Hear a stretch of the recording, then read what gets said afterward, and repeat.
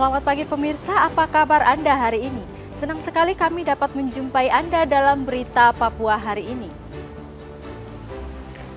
Saya Yuni Rumbarar beserta tim redaksi telah menyiapkan sejumlah berita menarik dan aktual untuk Anda. Berikut 3 berita utama.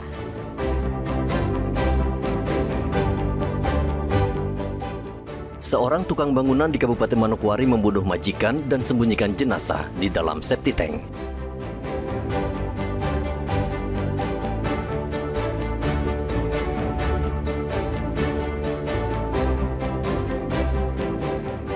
Penganiayaan warga di Kabupaten Duga berujung bentrokan 2 kelompok. 7 warga terluka terkena panah.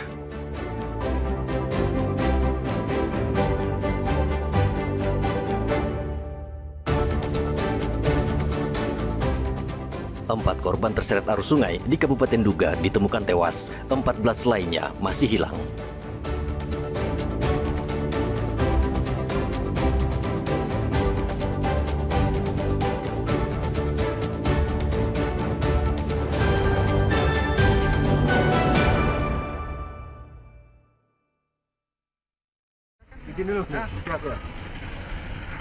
Penyidik Reskrim Polres Merauke menggelar rekonstruksi kasus pembunuhan yang terjadi di atas kapal Pelni KM Tatamilau.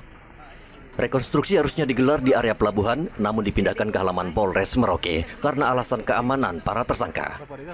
9 tersangka yang seluruhnya merupakan anak buah kapal KM Tatamilau memperagakan kembali 42 adegan rekonstruksi pembunuhan terhadap korban berinisial A.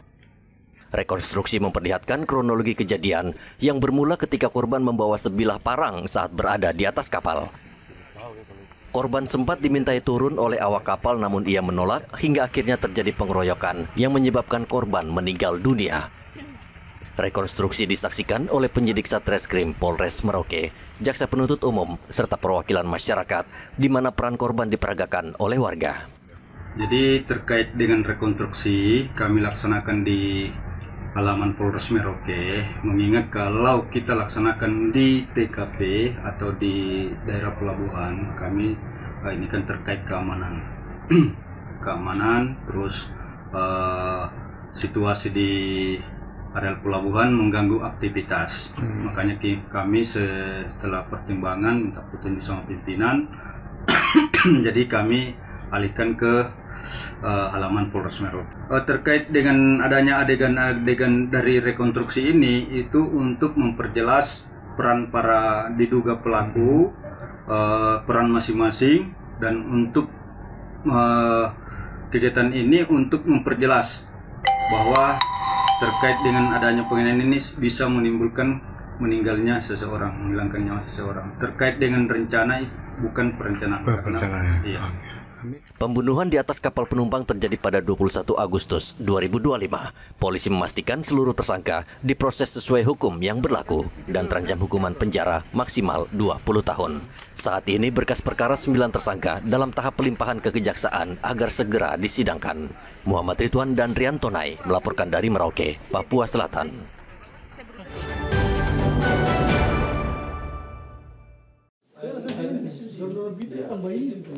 Satuan Narkoba Polres Merauke terus melakukan razia pabrik miras oplosan. Polisi menyisir sejumlah kawasan padat penduduk untuk memberantas peredaran minuman keras di Kabupaten Merauke.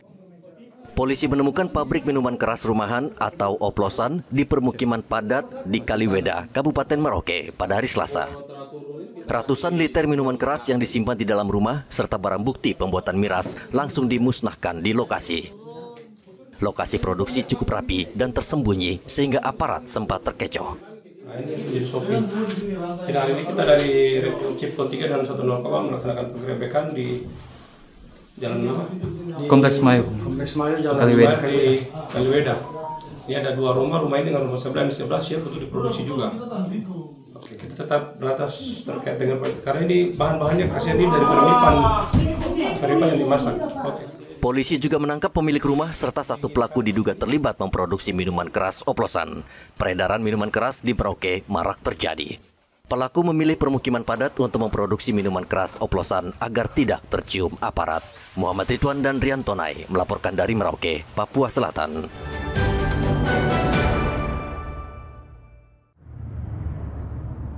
Kantor Imigrasi Kelas 1 Jayapura mencatat realisasi penerimaan negara bukan pajak tahun 2025 telah mencapai target.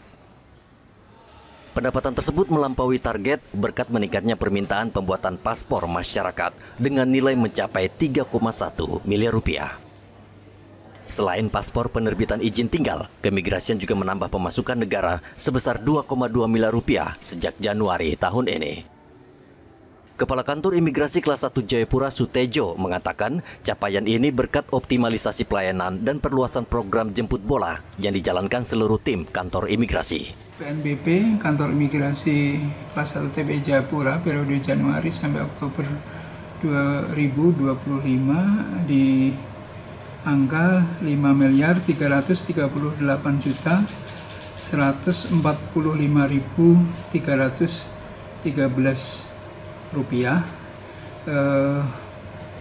Capaian itu berasal dari layanan pemberian paspor. Kemudian satu lagi adalah untuk penerbitan izin tinggal. E-paspor ya, e-paspor. Jadi kita sudah tidak memberikan paspor biasa lagi.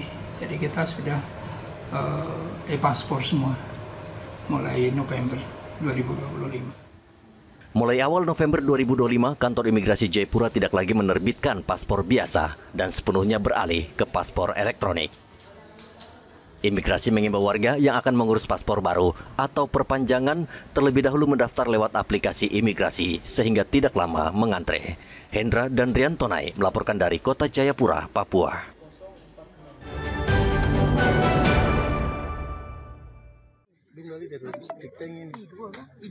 Warga Manokwari, Papua Barat digemparkan dengan penemuan jasad seorang wanita di dalam septic tank rumah di kawasan Reremi.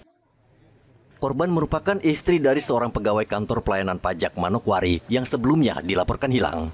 Agate berusia 38 tahun sebelumnya dilaporkan hilang pada hari Senin oleh suaminya. Polisi mencurigai tukang bangunan yang bekerja di rumah korban karena saat suaminya pulang ke rumah pada hari Minggu, istrinya tidak berada di rumah. Suaminya melapor ke polisi pada hari Senin karena mencurigai istrinya diculik.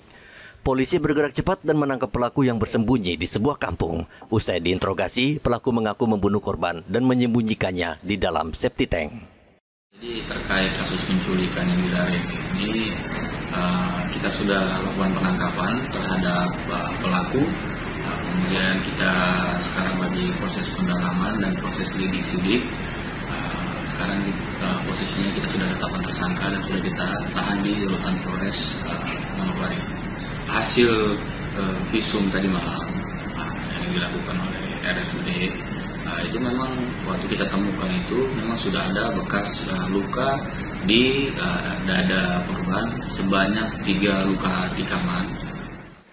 Hingga saat ini pelaku masih diperiksa untuk menemukan motif pembunuhan. Polisi sudah menetapkan YH sebagai tersangka tunggal, namun penyidik masih mendalami kemungkinan adanya pihak lain yang terlibat. Jasad korban telah dievakuasi ke RSUD Manokwari untuk visum dan autopsi sebelum diserahkan kepada keluarga. Edi dan Riantonai melaporkan dari Manokwari, Papua Barat.